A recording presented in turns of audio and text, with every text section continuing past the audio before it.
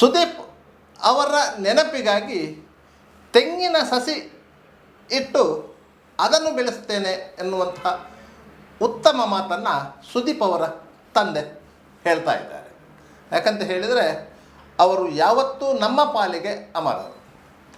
ಆ ಕಾರಣಕ್ಕಾಗಿ ಸುದೀಪ್ ಅವರ ಅನುಮಾನಾಸ್ಪದ ಸಾವಿನ ಪ್ರಕರಣವನ್ನು ಕೂಲಂಕಷ ತನಿಖೆ ಆಗಬೇಕು ಎಂದು ಅವರು ಒತ್ತಾಯಿಸಿದ್ದಾರೆ.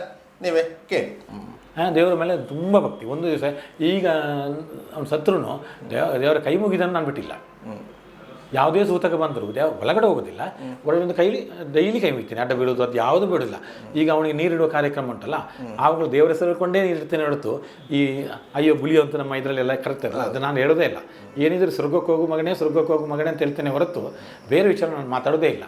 ಆದರೆ ಒಂದು ಈ ನಿಮ್ಮ ಟಿ ವಿ ಮುಖಾಂತರ ಹೇಳ್ತೇನೆ, ಅವನು ನಾನು ಯಾವುದೇ ಕಾರಣಕ್ಕೂ ಮರಳಿ ಬಾ ಅಂತ ಈ ಸೌಮ್ಯನಂತ ಕಟುಕಿರುವ ಇದಕ್ಕೆ ಕರೆಯೋದಿಲ್ಲ ನಾನು. ಅಂದರೆ ಅವನ ಒಂದು ನೆನಪಿಗೋಸ್ಕರ ಮೇ 1ನೇ ತಾರೀಕಿಗೆ ಬೌದ್ಧ ಪೌರ್ಣಿಮೆಯ ಶುಕ್ರವಾರದಂದು ತೆಂಗಿನ ಗಿಡ ಇಟ್ಟು ನಾನು ಪೂಜೆ ಮಾಡ್ಕೊಂಡು ಬರ್ತೇನೆ. ಅಂದರೆ ನಮ್ಮ ಮನೆಯ ಅಂಗಳದಲ್ಲಿ, ಆ ಮನೆಯ ಒಳಗಡೆ ನಮ್ಮ ಸುದೀಪ್ ಇದ್ದಾನೆ ಅಂತೇಳಿ ಕರೀತೇನೆ. ಇವಳ ರಾಕ್ಷಸಿ ಪ್ರವೃತ್ತಿಯನ್ನು ನಾನು ಯಾವತ್ತೂ ತೋರಿಸೋದಿಲ್ಲ. ನನಗೆ ನನ್ನ ಮಗ ಇದ್ದಾನೆ. ಎಲ್ಲಿ? ನಮ್ಮ ಮನೆಯಲ್ಲಿ ಅಥವಾ ನಮ್ಮ ಅಂಗಳದಲ್ಲಿ, ಹೊರಗಡೆ ಇಲ್ಲ ಅಂತ ನನಗೆ ಪೂಜೆ ಮಾಡೋ ಇಚ್ಛೆ ಈಗ ಎಲ್ರಿಗೂ ಸುಮಾರು ಹೇಳಿದ್ದೇನೆ. ಏನಂತ ಹೇಳಿದರೆ ಮೇ 1ನೇ ತಾರೀಕಿಗೆ. ಈಗ ಸುದೀಪು ಸೌಮ್ಯಳನ್ನ ದೇವಸ್ಥಾನದಲ್ಲಿ ಮದುವೆಯಾಗಿ ರಿಜಿಸ್ಟರ್ಡ್ ಮದುವೆ ಆಗಿರೋದು ಹಿಂದೂ ಮ್ಯಾರೇಜ್ ಆ್ಯಕ್ಟ್ ಪ್ರಕಾರ. ಅದಕ್ಕೆ ನಿಮ್ಮ ಒಪ್ಪಿಗೆ ಇರಲಿಲ್ಲ ಅಂದರೆ ಗೊತ್ತಿಲ್ಲ. ನೋಡಿ, ಅಲ್ಲಿ ಹುಡುಗಿ ಕಡೆಯವರು ಹೋಗಿಲ್ಲ, ಅಲ್ಲಿಗೆ ಹುಡುಗನ ಕಡೆಯವರು ಹೋಗಿಲ್ಲ, ಇವರೇ ಹೋಗಿದ್ದು. ಅದು ಒಪ್ಪಿಗೆಗಿಂತಲೂ ಇಬ್ಬರು ಕಡೆಯವ್ರಿಗೆ ಗೊತ್ತಿದೆ ಇರಲಿ ಅಂತ ಗೊತ್ತಿಲ್ಲ, ಹೋಗೇ ಇಲ್ಲಲ್ಲ. ಗೊತ್ತಿಲ್ಲ ಅಂತ ಹೇಳೋದಕ್ಕಿಂತ ಇಬ್ರು ಹೋಗಿದ್ದಾರೆ, ಒಬ್ಬರು ಭಟ್ರು ಕಾಣಿಕೆ ತಗೊಂಡಿದ್ದಾರೆ, ಮದುವೆ ಮಾಡಿ ಬಿಟ್ಟಿದ್ದಾರೆ. ಇಲ್ಲಿ ನೋಡಿ, ನಿಮಗೆ ಅನುಮಾನ ಬರ್ಬೋದಲ್ಲ. ಈಗ ಹುಡುಗಿ ಇವರಿಬ್ಬರು ಎಷ್ಟು ಮೋಸ ಮಾಡಿದಲ್ಲ ಅನ್ನೋದಕ್ಕೆ ಹುಡುಗಿ ಕಡೆ ಎಲ್ಲ ಅವ್ರನ್ನ ಕರ್ಕೊಂಡು ಬರ್ಬೋಯ್ತಲ್ಲ. ಹುಡುಗನ ಕಡೆಯವ್ರದ್ದು ಅಬ್ಜೆಕ್ಷನ್ ಇದೆ ಅಂತ ಹೇಳ್ಬೋದು, ಕರೆಕ್ಟ್. ಅವ್ರ ಕಡೆಯವ್ರದ್ದು ಅವರು ಇಲ್ಲ. ಇವರಿಬ್ಬರೇ ಅಂತೆ ಇದ್ದಿದ್ದು. ಅಲ್ಲಿ ಸಬ್ ರಿಜಿಸ್ಟರ್ ಆಫೀಸಿಗೆ ಇವರಿಬ್ಬರೇ. ಅಲ್ಲಿ ಮತ್ತೆ ಇಬ್ಬರು ಸಾಕ್ಷಿದಾರ ಬೇಕಲ್ಲ? ಇಲ್ಲ, ಸಾಕ್ಷಿದಾರ ಇರ್ತಾರೆ. ಇಲ್ಲಂತೆ. ಆಧಾರ್ ಕಾರ್ಡ್ ಕೊಟ್ಟಿದ್ದಾರೆ. ಅದು ಯಾವ ಥರದಲ್ಲಿ ಮಾಡಿದೆ ಅಂತ ಆ ದೇವರಿಗೂ ಗೊತ್ತು ಅಂತ ಮಾಡಿದ್ದಾರೆ. ಇದು ನೀವು ಇದನ್ನು ಫುಲ್ಲು ಸಮಗ್ರ ತನಿಖೆ ಆದರೆ ಇದರೆಲ್ಲ ವಿಚಾರ ನಿಮಗೆ ಗೊತ್ತಾಗ್ತದೆ. ಯಾವುದು? ಈಗ ನಿಮ್ಮನ್ನು ಏನಂತಾರೆ ಗೊತ್ತಾ? ರವಿ ಕಾಣೋದನ್ನು ಕವಿ ಕಂಡ ಅಂತ ಹೇಳ್ತಾರೆ. ಹೇಗೆ? ಈಗ ನಿಮಗೆ ಆಳವಾದಂಥ ವಿಚಾರವನ್ನು ನಿಮಗೆ ಯಾವುದು ಪ್ರಶ್ನೆ ಮೂಲಕ ನಿಮಗೆ ಇದು ಮಾಡೋಕ್ಕೆ ಗೊತ್ತುಂಟು. ನಿಮಗೆ ನೀವೇ ಇದನ್ನು ಅರ್ಥ ಮಾಡ್ಕೊಳ್ಳಿ. ರಿಜಿಸ್ಟ್ರಿಗೂ ಇವರು ಆಧಾರ್ ಕಾರ್ಡ್ರಿಗೂ ಏನೆಲ್ಲ OTP ಮಾಡಿ ಏನೆಲ್ಲ ಮಾಡಿ OTPನೂ ಸರಿ ಹೋಗಿಲ್ಲ ಅಂತ ಹೇಳ್ತಾರೆ. ಯಾವ ರೀತಿಯಲ್ಲಿ ಮಾಡಿದೆ ಅಂತ ನನಗೆ ಗೊತ್ತಿಲ್ಲ. ಯಾಕಂದರೆ ನಾನು ಕಾನೂನು ಇದೆ, ನಾನು SLC ಅರ್ಥದಲ್ಲಿ ಓದಿದವನು. ಯಾವುದು? ನನ್ನನ್ನು ಪೂರ್ತಿ ಓದಿದವನಲ್ಲ. ನನಗೆ ಸಾಧಾರಣ ನನ್ನ ಜ್ಞಾನದಲ್ಲಿ ಹೇಳೋದು ಇವರು ಮಾಡಿದ ಪ್ರತಿಯೊಂದು ಅನ್ಯವನ್ನು ನೀವೇ ತಿಳ್ಕೊಳ್ಳಿ. ಈಗ ನೀವು ಕೃಷಿಕರು ಯಾವುದು? ಹಾಂ, ಇದೆಲ್ಲ ನಿಮ್ಮ ಸ್ವಯಾರ್ಜಿತ ಆಸ್ತಿಯ ಪಿತ್ರಾರ್ಜಿತವ? ನನ್ನ ಸ್ವಯಾರ್ಜಿತ. ನೀವು ಜಾಗವನ್ನೆಲ್ಲ ಪರ್ಚೇಸ್ ಮಾಡಿ ಕೃಷಿ ಮಾಡ್ಕೊಂಡು? ಹೌದು. ನಾನು ಅಂದರೆ ಆಗ ಸಕಲೇಶ್ಪುರದಲ್ಲೆಲ್ಲ ಈ ಸೌದೆ ವ್ಯಾಪಾರ, ಸಣ್ಣ ವ್ಯಾಪಾರ ಎಲ್ಲ ನಾನು ಮಾಡ್ತಿದ್ದೆ. ಆದರೆ ಅದು ಕಾರಣ ಇದೆಲ್ಲ, ಅದಕ್ಕೆಲ್ಲ ಇದು ಬೇಡ. ಅದಕ್ಕೆ ನಾವೆಲ್ಲ ಇದು ಮಾಡಿ ಒಂದು ಸ್ವಲ್ಪ ಪರ್ಮಿಟ್ ಮಾಡಿ ಎಲ್ಲ ಮಾಡ್ತಿದ್ದೆ. ಹಾಗೆ ಕಷ್ಟಪಟ್ಟು ದುಡಿದ್ರಲ್ಲಿ ಆವಾಗ ರೇಟಲ್ಲಿ ಕಡಿಮೆ ಇತ್ತಲ್ಲ, ಆಗ ನಾವು ಪರ್ಚೇಸ್ ಮಾಡಿ ಎಲ್ಲ ಮಾಡಿದ್ದು. ಆವಾಗ ಮತ್ತೆ ಕೃಷಿ ಮಾಡಿ ನಾವೇ ಕಷ್ಟಪಟ್ಟು ಕೃಷಿ ಮಾಡಿ ಕೃಷಿಯಲ್ಲಿ ಉಳಿದಿರೋದನ್ನೆಲ್ಲ ನಾವೆಲ್ಲ ಇದು ಮಾಡೋದು. ನಾವು ಅಂದರೆ ಯಾವುದೇ ಬೀಡಿ, ಸಿಗರೇಟು, ಸ್ಮೋಕ್ ಅದು ಇದು ಯಾವುದು ಮಾಡೋದು, ಡ್ರಿಂಕ್ಸ್ ಎಂತ ಮಾಡೋದಿಲ್ಲ.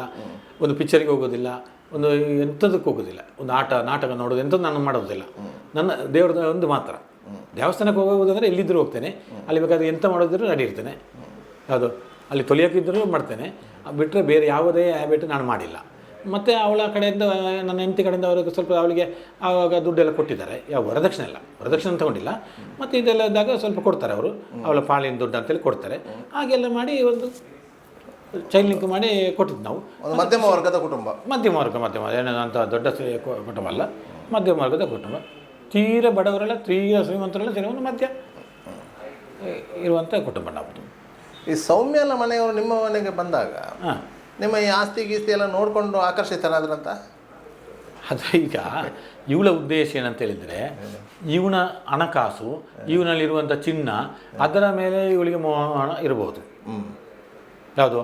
ಇವನು ವ್ಯವಹಾರ ಮಾಡ್ತಿದ್ದಲ್ಲ, ಇವನು ಸ್ವಲ್ಪ ರೈಲ್ ಬಿಟ್ಟಿದ್ದಾನೆ ಇಲ್ವೋ ನಮಗೆ ಗೊತ್ತಿಲ್ಲ. ದೊಡ್ಡ ವ್ಯಾಪಾರ ಕಾರೆಲ್ಲ ಇತ್ತಲ್ಲ, ಕಾರೆಲ್ಲ ಇತ್ತಲ್ಲ. ಹಾಗಾಗಿ ನನಗೆ ಅಷ್ಟು ಉಂಟು ಇಷ್ಟು ಉಂಟು ಅಂತ ಹೇಳಿದನ ಇಲ್ವ ಅಂತ ನಮಗೇನು ಗೊತ್ತಿಲ್ಲ. ಹಾಗಾಗಿ ಇವನು ಮೈನ್ ಮಾಡಿದ್ದು ಇವಳು ಚಿನ್ನ ಮತ್ತು ಉಂಗುರ ಚೈನ್ ಎಲ್ಲ ಆಗ್ತಾ ಇದ್ದ ಚಿನ್ನದು. ಈಗ ಅದೊಂದು ಇಲ್ಲ. ದುಡ್ಡು ಇತ್ತು ಇವನ ಹತ್ರ. ಯಾವುದು ಹೇಗೆ ದುಡ್ಡು ಇತ್ತು ಅಂತ ಹೇಳಿದರೆ ಎಲ್ಲ ವ್ಯಾಪಾರ ದೊಡ್ಡದಾಯ್ತಾ ಸಾಲ ಮಾಡಿದ ದೊಡ್ಡದಾಯ್ತು ನಮಗೆ ಗೊತ್ತಿಲ್ಲ, ಆ ದೇವರಿಗೆ ಗೊತ್ತು. ಅದನ್ನೆಲ್ಲ ನಾವು ಪೂರ್ತಿ ಸತ್ಯ ಅಂತ ಹೇಳೋಕ್ಕೆ ಸುಳ್ಳು ಅಂತ ಹೇಳೋಕ್ಕೆ ನಮಗೆ ಬರೋಕ್ಕಾಗೋದಿಲ್ಲ ಅಂತಿದ್ದು. ಇವನ ಹತ್ರ ಈಗ ದುಡ್ಡು ಇಲ್ಲ, ಚಿನ್ನನೂ ಇಲ್ಲ. ಲಾಸ್ಟಿಗೆ ಮೊನ್ನೆ 13ನೇ ತಾರೀಕು ಅಂತ ಕಾಣ್ತದೆ, ಅದನ್ನು ಗೂಗಲ್ ಪೇ ಮಾಡಿದರೆ ಪ್ರೂವ್ ಉಂಟು. 2,000 ಕೇಳಿದೆ, 2,000 ಕೊಟ್ಟೆ. 17ನೇ ತಾರೀಕು 18ನೇ ತಾರೀಕು 1,000 ರೂಪಾಯಿ ಕೇಳಿದ, 1,000 ಕೊಟ್ಟಿದ್ದೇನೆ. ಅದು ಬೇರೆಯವರ, ನನಗೆ ಗೂಗಲ್ ಪೇ ಇಲ್ಲ ನನ್ನ ಮೊಬೈಲಲ್ಲಿ, ಬೇರೆಯವ್ರ ಮುಖಾಂತರ ಹೇಳಿ ಹಾಕ್ಸಿದ್ದೇನೆ. ಅದು ಅವ್ರ ಹತ್ರ ತೆಗಿಬೋದು, ಪ್ರಿಂಟ್ ತೆಗಿಬೋದು. ಹಾಗೆಲ್ಲ ಮಾಡ್ತಿದ್ದ. ಸ್ವಲ್ಪ ನಾವೆಲ್ಲ ನನ್ನ ಅಕ್ಕನ ಮಗ ಇದ್ದ, ಅವನು ಚಿಲ್ಲರೆ ಪಲ್ರೆಗೆಲ್ಲ ವ್ಯವಹಾರ ಮಾಡೋದು, ಮತ್ತು ತೋಟದ ವ್ಯವಹಾರ ಎಲ್ಲ ಉಂಟು ಅವನಿಗೆ. ಅವನ ಹತ್ರ ದುಡ್ಡು ಕೇಳ್ತಿದ್ದ, ಅವನು ಕೊಡ್ತಿದ್ದ, ಕೊಡ್ತಿದ್ದ.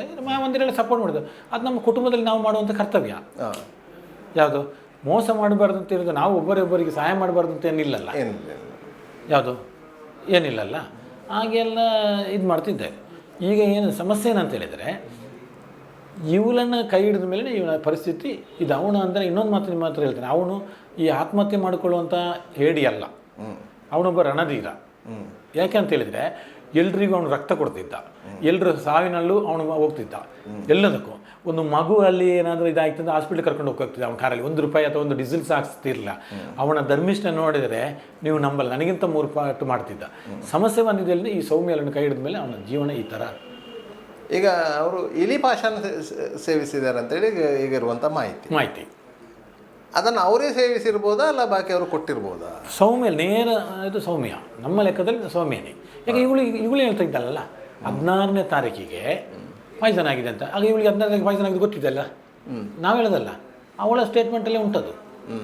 19ಕ್ಕೆ ಫುಡ್ ಪಾಯ್ಸನ್ ಆಗಿದೆ, ಯಾರ ಸ್ಟೇಟ್ಮೆಂಟ್? ಅವಳದಿ. 21ಕ್ಕೆ ಡೆಂಗಿ ಜ್ವರ ಆಗಿದಂತೆ, ಅದು ಯಾರ ಸ್ಟೇಟ್ಮೆಂಟ್? ಅವಳದಿ. ನಮ್ಮ ಸ್ಟೇಟ್ಮೆಂಟ್ ಅಲ್ಲವೇ ಅಲ್ಲ. ಈಗ ಅನುಮಾನ ಇದ್ಮೇಲೆ ಡಾಕ್ಟರ್ ಹತ್ರ ಹೇಳ್ಬೇಕಾ ಇಲ್ವಾ? ಪೊಲೀಸ್ ಕಂಪ್ಲೇಂಟ್ ಕೊಡಬೇಕಿತ್ತೋ ಬೇಡವಾ? ಇದನ್ನು ಯಾವುದೋ ಅವ್ರು ಮಾಡಿಲ್ಲಲ್ಲ. ಯಾವುದು ಈ ಒಂದಕ್ಕೊಂದು ಲಿಂಕೇ ಬರೋದಿಲ್ಲಲ್ಲ. ನೀವೀಗ ತಿಳಿದವು ಪಾಯ್ಸನ್. ಗಜರೆ ಆಸ್ಪತ್ರೆಯಿಂದ ಪೊಲೀಸ್ ಸ್ಟೇಷನ್ಗೆ ಇಂಟಿಮೇಷನ್ ಹೋಗಿಲ್ಲ.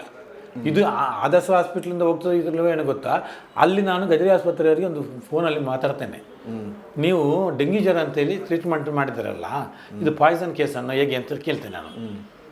ಆಮೇಲೆ ಕೆಲವು ವಿಚಾರ ಹೇಳಿದಾಗ ಅವರು ಬೇಗ ಇಲ್ಲಿಗೆ ಆದೇಶ ಮಾಡಿ ಅವ್ರು ಬೇಗ ಪೊಲೀಸ್ನವ್ರು ಬರೋಕ್ಕೆ ಕಾರಣ ಆಯ್ತು ಅಲ್ಲಿ. ಇಲ್ಲಂದರೆ ಬರ್ತಿದ್ರು ಆದರ್ಶಕ್ಕೆ. ಆಮೇಲೆ ಪೊಲೀಸ್ನವರು ಬರೋಕ್ಕೆ ಸ್ವಲ್ಪ ಪ್ರಕ್ರಿಯೆ ಸ್ವಲ್ಪ ಫಾಸ್ಟಾಗಿ ಹೋಗೋಕ್ಕೆ ಶುರುವಾಯಿತು. ಈಗ ನೋಡಿ, ಮೊಬೈಲಲ್ಲಿ ಸೀಸ್ ಆಗಿಲ್ಲ, ನೀವು ಅರ್ಥ ಮಾಡ್ಕೊಂಡೆ. ಡೆತ್ ಆಗಿದೆ 29ನೇ ತಾರೀಕೆ ಬೆಳಿಗ್ಗೆ 3:09. ಇನ್ನೂ ಇವಳ ಮೊಬೈಲ್ ಸೀಸ್ ಆಗಿಲ್ಲ.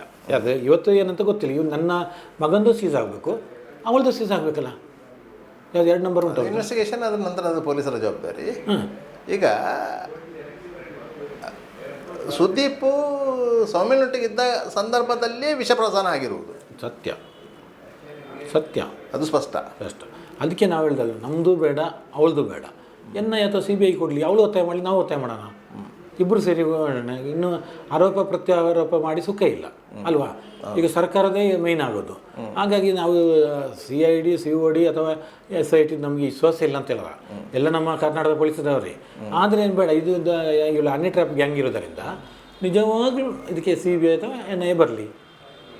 ಈಗ ಈ ಘಟನೆ ಎಲ್ಲ ಆದ ನಂತರ ಕಾರ್ಕಳ ಪೊಲೀಸರು ನಿಮ್ಮನ್ನೇನಾದ್ರು ಬರ್ಲಿಕ್ಕೆ ಹೇಳಿದ್ದಾರೆ? ಬೆಳಿಗ್ಗೆ ನಾವು ಹೋಗಿದ್ದೀವಿ. ನಮ್ಮನ್ನು ಬರೋಕ್ಕೆ ಅಂತ ಹೇಳಿದರೆ ಇದು ಅವತ್ತು 29ನೇ ತಾರೀಕಿಗೆ ಅಲ್ಲಿ ಹೋಗಿ ಕಂಪ್ಲೇಂಟ್ ಕೊಟ್ಟಿದ್ದೇವೆ ನಾವು. ಇದು ನೇರವನ್ನೇ ಸೌಮ್ಯನಂತೆ ಕಂಪ್ಲೇಂಟ್ ಕೊಟ್ಟಿದ್ದೇವೆ. ಈಗ 306 ಕೇಸ್ ಬುಕ್ ಆಗಿದೆ, ಅರೆಸ್ಟ್ ಆಗಿಲ್ಲ ಇನ್ನವರಿಗೆ.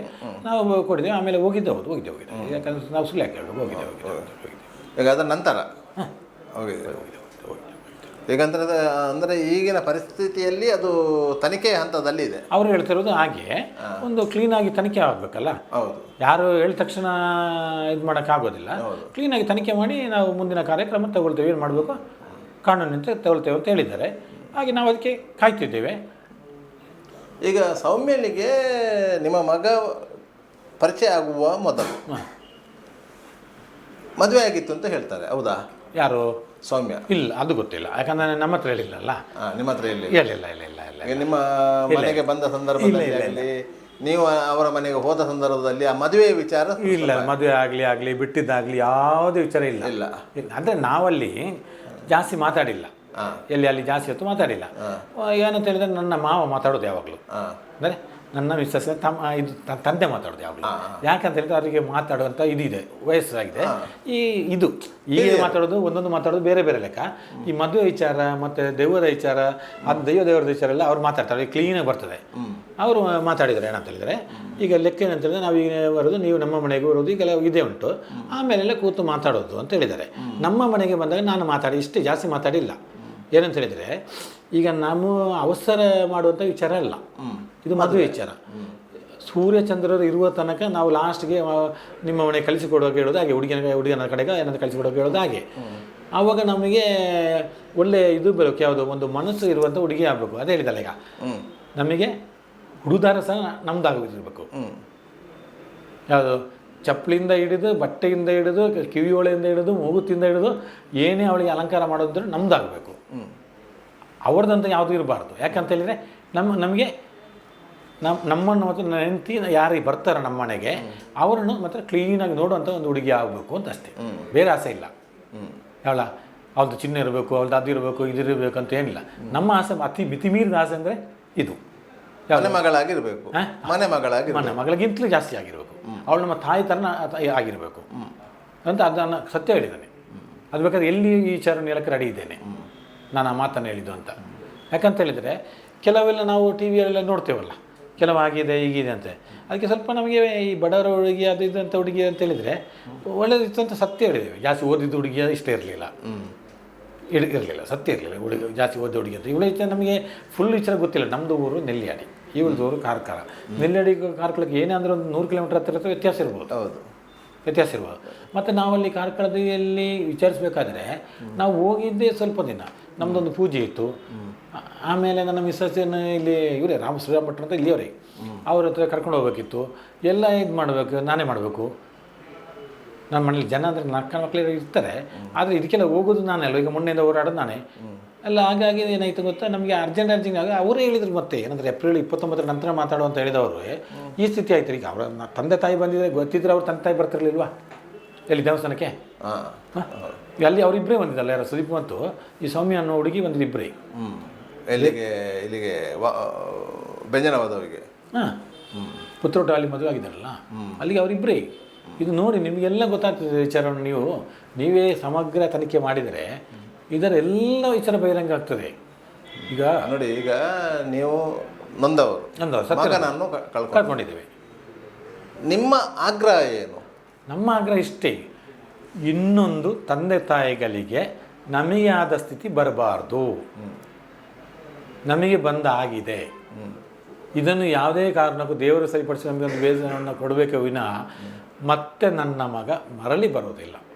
ಬರ್ತಾನ? ಬರೋದಿಲ್ಲ. ಆಗ ನಾನೊಬ್ಬ ತಂದೆಯಾಗಿ ಏನು ಮಾಡಬೇಕು? ಯಾವುದಾದ್ರೂ ಒಂದು ರೂಪದಲ್ಲಿ ಅವನ ಪ್ರತಿಷ್ಠೆ ಮಾಡಬೇಕು. ನನಗಿರುವಂಥ ಒಂದೇ ಒಂದು ನನ್ನ ಇದು ಒಂದು ತೆಂಗಿನ ಮರ ನೆಡ್ತೇನೆ. ಆ ತೆಂಗಿನ ಮರದಲ್ಲಿ ಆಗುವ ಫಸಲನ್ನು ದೇವಸ್ಥಾನ ಕೊಡ್ತೇನೆ. ಅದಕ್ಕೆ ಡೈಲಿ ನಾನು ಮತ್ತು ನನ್ನ ಹೆಂಡತಿ ನೀರು ಎಳಿತೀವಿ. ಮಗ ನೀನು ಸ್ವರ್ಗದಲ್ಲಿ ಇದೆಯಾ ಅಂತ. ಇಲ್ಲಿ ನಮ್ಮ ಭಾವನೆ ಸ್ವರ್ಗದಲ್ಲಿದ್ದೆ, ಶ್ರೀ ಹರಿಪಾದ ಸೇರಿದ್ದಾನೆ.